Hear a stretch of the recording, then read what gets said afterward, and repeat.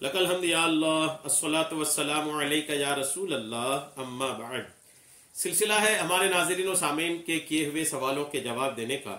ख्याल रहे कि हमारे नाज़रीन व सामीन हमारे चैनल के वीडियोस के कमेंट्स में अपने सवालात को लिखते हैं, हम उनके सवालों का जवाब कुरान व हदीस की रोशनी में देने की सआदतें हासिल करते हैं। अगर आपका भी कोई सवाल है तो आप अपने सवाल को हमारे चैनल के किसी भी वीडियो के कमेंट्स में लिखिए, आपका सवाल हम तक पहुंचेगा। इंशाअल्लाह हम आपके सवाल का जवाब भी पेश करने की सआदतें हासिल करेंगे।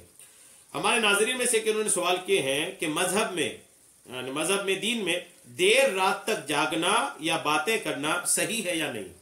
देर रात तक जो जागते हैं ये इस्लाम में कैसा है, इस्लाम में इसका क्या नजरिया है, देर रात तक जागने वाला ये अहादीस की रोशनी में कैसा है, ये इनका सवाल है। बहुत प्यारा सवाल है। आजकल एक बड़ी तादाद है, खास करके मुस्लिम इलाकों में ये एक बहुत अजीब व गरीब बीमारी है कि मुस्लिम इलाकों में, शहरों में खासकर, गांव देहात में तो नहीं, शहरों की जो मुस्लिम आबादी है ये लेट सोती है और लेट उठती है।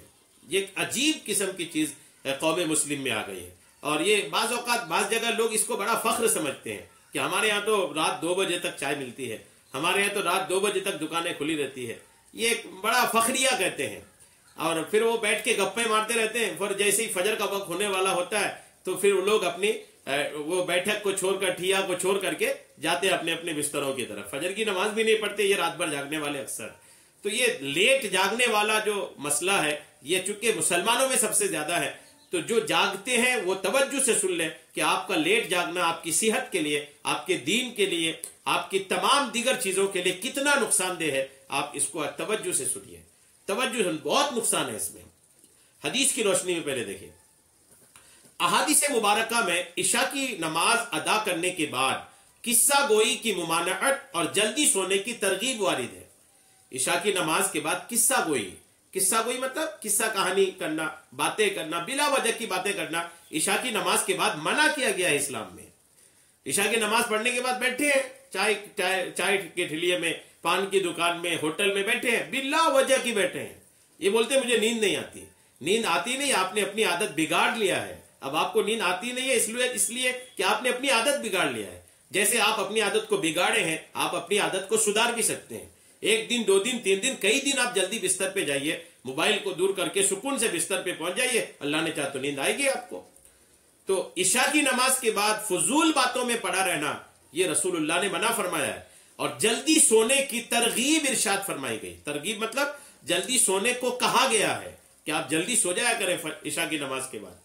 अलबत्ता कोई दीनी मामला हो, कोई इज्तिमा चल रहा है, कोई बयान चल रहा है, नात खानी की महफिल हो रही है, किताबों का तकरार चल रहा है, इल्म दीन हासिल हो रही है, कोई दीनी अगर मामला है तो फिर थोड़ी ताखीर हो सकती है। और वैसे ही कोई अहम दुनियावी मामला है, दुनियावी लेकिन अहम मामला है, तो उसमें भी आप मशवरा करने के लिए कुछ देर जाग सकते हैं। और इसी तरह घर वालों के साथ गुफ्तगू करना या घर पर आए हुए मेहमानों की मेहमान नवाजी वगैरह अहादीस मुबारका से साबित है। घर वालों के साथ कुछ देर गुफ्तगू कर लेना, मेहमान आए हैं तो कुछ देर इनके साथ बात कर लेना इशा के बाद, ये भी साबित है, लेकिन कुछ ही देर तक। लिहाजा रात को इशा की नमाज पढ़कर जल्दी सोना यह मुस्तहब है। ताहम इशा की नमाज के बाद दीनी या दुनियावी जरूरत के लिए जागना जायज है। याद रखिएगा, दीनी दुनियावी कोई जरूरत है तो जाग सकते हैं। बिना जरूरत के फालतू में बैठे गप्पे मार रहे हैं, इसकी उसकी गीबत कर रहे हैं। अब फालतू जो बैठेगा तो क्या करेगा, गीबत ही तो करेगा, चुगली ही तो करेगा। एक दिन कोई जरूरी बात रहेगी, दूसरे दिन कोई जरूरी बात रहेगी। रोज रोज कहाँ के टॉपिक, कहाँ के मौजू मिलेंगे लोगों को बात करने के लिए। रोज रोज बैठेंगे तो यूं ही बकवास होती रहेंगी, बातें होती रहेंगी, अनाप शनाप, गीबत, चुगली, झूठ, पता नहीं क्या क्या बातें होती रहती होंगी। तो जरूरत के तहत तो जागना जायज है, जबकि लायानी और फजूल कामों या गुफ्तगू में लगे रहना यह मकरूह है। नीज किसी काम में इस तरह लगना जिससे फजर की नमाज कजा होने का गालिब गुमान हो नाजायज है। किसी काम में ऐसा लगना कि इसमें लगने की वजह से फजर की नमाज छूट जाएगी, तो उस काम में लगना ही जायज नहीं है। तो अब रात को देर रात तक गुफ्तगू करने की वजह से फजर छूट रही है तो उसको जायज कौन कहेगा, नाजायज है वो। जी हाँ, नाजायज है ऐसे काम जिस काम की वजह से आपकी फजर छूट रही हो। रसूलुल्लाह सल्लल्लाहु अलैहि वसल्लम की इस तालीम पर अमल किया जाए तो इंशाअल्लाह ताला तमाम मुसलमान फजर की नमाज के पाबंद हो जाएंगे। जल्दी सोएंगे तो फजर में आराम से नींद खुल जाएगी। और بلکہ بڑی تعداد تہجد گزار بھی ہو جائے گی. جب راتیں بڑی رہتی ہیں نیند پوری ہو جاتی ہیں. جب نیند پوری ہوگی تو بستر میں نہیں ہو کر مصلی میں بیٹھ جائے گا آدمی, تہجد پڑھ لے گا. اور صبح کے اوقات میں ازروب حدیث اللہ پاک نے برکت رکھی ہے, یہ بھی یاد رکھیے گا. صبح کا جو وقت ہوتا ہے نا اس میں اللہ نے برکت رکھا ہے, اور برکت والا جو صبح کا ٹائم ہے وہ مسلمان اپنے بستروں میں رہتا, دکانیں ان کی گری رہتی ہیں. مسلم علاقوں میں دکانیں 11-12 بجے کھل رہی ہیں اور رات کو دیر تک کھلی رہ رہی ہیں. یہ طریقہ کار درست نہیں ہے. اللہ نے صبح کے وقت برکت رکھی ہے. دکاندار تاجر حضرات سے گزارش ہے کہ صبح اٹھ کر جلدی دکان کھولیں, کہ صبح کے وقت میں اللہ نے برکت رکھا ہے.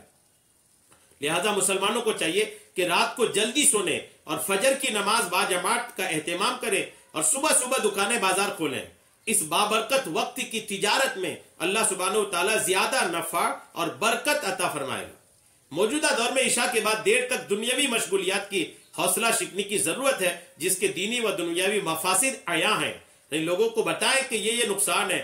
اگر کوئی رات کو جاگتا ہے تو ایک تو حدیثوں کی روشنی میں آپ نے سنا کہ جو رسول اللہ نے منع کیا ہے, اس کا طبی میڈیکلی نقصان بھی ہے, وہ بھی آپ سن لیجئے. رات دیر سے سونا اور صبح دیر سے اٹھنا کوئی اچھی عادت نہیں ہے. تاہم حال ہی میں ماہرین نے, جو اس کے ماہر لوگ ہیں, وہ خبردار کیا ہے کہ اس کے نقصانات امید سے بھی بہت زیادہ ہیں. بین الاقوامی ویب سائٹ کے مطابق حال ہی میں کی گئی ایک تحقیق, ایک ریسرچ میں کہا گیا ہے کہ رات دیر تک جاگنے کی عادت ذہنی صحت کے لیے نقصان دہ ثابت ہو سکتی ہے. ذہن, دماغ جو ہے نا, دماغ کی صحت خراب ہو سکتی ہے جو دیر تک جاگتے ہیں. دماغ خراب ہو سکتا ہے, بھولنے کی بیماری ہو سکتی ہے, سر میں درد ہو سکتا ہے, چکر آنے کی بیماری ہو سکتی ہے. دماغ سے ریلیٹڈ جو بیماریاں ہیں دیر تک جاگنے والوں کو ہو سکتی ہے. اس نئی تحقیق میں جامع شواہد یعنی گواہ ملے ہیں کہ جن کے مطابق رات کو جلد سونا اور جاگنا ڈپریشن سے تحفظ فراہم کرتا ہے.